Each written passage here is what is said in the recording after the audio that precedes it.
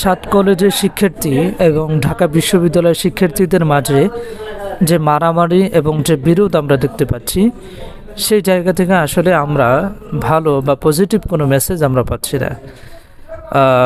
আমাদেরকে first of all বুঝতে হবে যে আমাদের যে সরকার গঠিত হয়েছে, অন্তর্বর্তীকালীন সরকার, তাদের সরকার হিসেবে দায়িত্ব পালন করার ক্ষেত্রে ছাত্রদের সবচেয়ে বড় অবদান ছিল। এটা স্পেসিফিকলি বলবো এই জন্য যে কারণ ডক্টর ইউনূস তিনি যে ক্ষমতায় বসেছেন, তাকে বসানোর পিছনে ছাত্রদের সবচেয়ে বড় ম্যান্ডেট ছিল।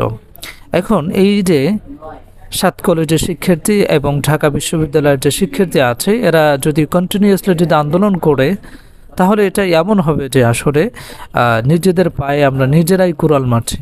আমরা যে সরকার গঠন করেছি, সেই সরকারকে ব্যতিব্যস্ত করার জন্য আমরাই কিন্তু একের পর উঠে পড়ে লেগে যাচ্ছি। এবং এই জায়গায় এই বিষয়টাও স্বীকৃত যে আসলে সাত কলেজের শিক্ষার্থীরা যে আন্দোলনটা নিয়ে মাঠে নেমেছে, সেটা যে আসলে অযৌক্তিক সেটা বলার কোনো অবকাশ নেই। অবশ্যই তাদের আন্দোলনটা যৌক্তিক, তবে এই আন্দোলনে না গিয়ে অবশ্যই তাদের সাত কলেজের যে সমস্ত প্রতিনিধি আছে, তারা একটা বৈঠক করে প্রধান উপদেষ্টা সহকারে আরও যারা আছে তাদের কাছে যদি একটা স্মারকলিপি পাঠায় বা তাদের যে দাবি দাওয়াগুলো আছে সেগুলো যদি পাঠায়, তাহলে সেক্ষেত্রে আমরা মনে করি যে সবচেয়ে বড় সলিউশন হতো। কিন্তু এখন যদি আন্দোলন চলে এরকম কন্টিনিউয়াসলি, আপনারা জানেন যে বিএনপির যে চাপ বা অন্যান্য দলের যে সমস্ত আন্দোলন আমরা দেখছি, তার কারণে কিন্তু বর্তমান যে সরকার আছে তিনি খুবই কিন্তু ব্যতিব্যস্ততার ভিতরে পড়ে গিয়েছে। এখন যদি শিক্ষার্থী যারা আছে তারাও যদি এরকম আন্দোলন করে, তাহলে সরকার কিভাবে চলবে? এরকম আন্দোলনকে করতে গিয়ে, মানতে গিয়ে, দাবি দাওয়া মানতে গিয়ে তারা যে সংস্কার করার যে সময়টা, সেটা তো তারা পাবে না। এখন এই জন্য এরকম আন্দোলনগুলো অফ করে আপনাদের যদি কোনো দাবি দেওয়া থাকে, তাহলে সেক্ষেত্রে অবশ্যই আপনাদের প্রতিনিধি দল পাঠিয়ে সেটার ব্যাপারে একটা আলটিমেট সলিউশন বের করার জন্য চেষ্টা করবেন। কিন্তু আমার মনে হচ্ছে যে এখন যে আন্দোলন, সেটা আসলে কোনোভাবেই পসিবল নয়, বা সেই আন্দোলনটা সাকসেস করার জন্য কতটুকু অ্যাটেনশন সরকার দিবে, সেটা আসলে এখনও পর্যন্ত বোঝার কোনো অবকাশ নেই। এবং সর্বশেষ বলবো যে এই সরকার, এটা হচ্ছে ছাত্র জনতার সরকার। সুতরাং এই ছাত্র জনতার সরকারকে টিকিয়ে রাখার জন্য ছাত্রদের ম্যান্ডেট সবচেয়ে বেশি প্রয়োজন। এখন এভাবে যদি সাধারণ মানুষের মতো আন্দোলন করি আমরাও, তাহলে সেক্ষেত্রে দেখা যাবে যে সরকার যাদের উপরে সবচেয়ে বেশি ডিপেন্ডেবল, তাদের উপর থেকে ডিপ্রেস হয়ে যাবেন। সো এই জন্য আমার মনে হয় ছাত্রদের পক্ষ থেকে যদি কোনো দাবি দেওয়া থাকে, তাহলে সেক্ষেত্রে অবশ্যই প্রতিনিধি দল পাঠিয়ে তারপরে তাদের কাছে দাবি দাওয়াগুলো জানাতে হবে। এবং আমরা গতকালকে দেখিয়েছি যে সাত কলেজের শিক্ষার্থীরা যেভাবে ঢাকা বিশ্ববিদ্যালয়ের অভিমুখে গিয়েছে, তাতে বেশ বড় ধরনের সংঘর্ষ হতে যদি সমন্বয়ক হাসনাত আবদুল্লাহ সেখানে না থাকতেন। সো আমরা সেই রকম একটা অবস্থা বা বিষয় আমরা দেখতে চাই না যে ছাত্রদের মাঝে এরকম বিরোধ।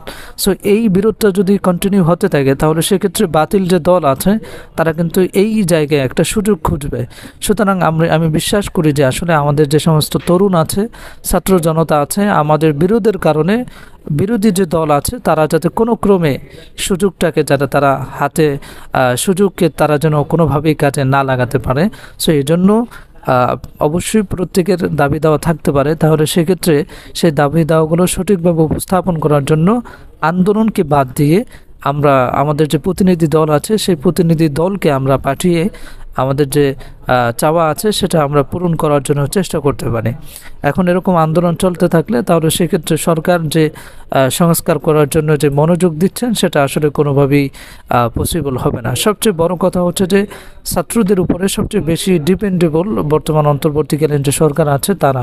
কারণ বাংলাদেশের সবচেয়ে বড় দল বিএনপি, তারা কিন্তু অলরেডি নিরপেক্ষ সরকারের কথা তুলেছে। সুতরাং সেই জায়গা থেকে এখন যদি দেখে যে ছাত্ররা আন্দোলন করার জন্য মাঠে নেমেছে, তাহলে সেক্ষেত্রে অবশ্যই কাজ করার যে সময়টা বা তার যে একটা মস্তিষ্ক তৈরি হয়েছে যে কাজ করার প্রতি, সেটাও আসলে তেমন একটা থাকবে বলে আমি মনে করছি না।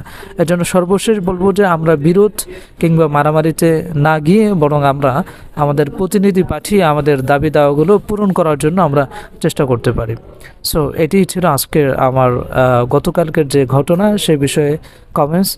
সো আমি মনে করি যে এই বিষয়ের প্রতি যদি ছাত্ররা তারা যদি দায়িত্ব পালন করে বা এই বিষয়গুলো যদি খেয়াল করে, তাহলে সেক্ষেত্রে অবশ্যই বাংলাদেশের মানুষের জন্য মঙ্গল হবে এবং বর্তমান অন্তর্বর্তীকালীন যে সরকার আছে তিনিও সুষ্ঠুভাবে কাজ করতে পারবেন বলে আমি বিশ্বাস করি। So okay, that's it, thanks for watching this video and see you in the next video. আল্লাহ হাফেজ।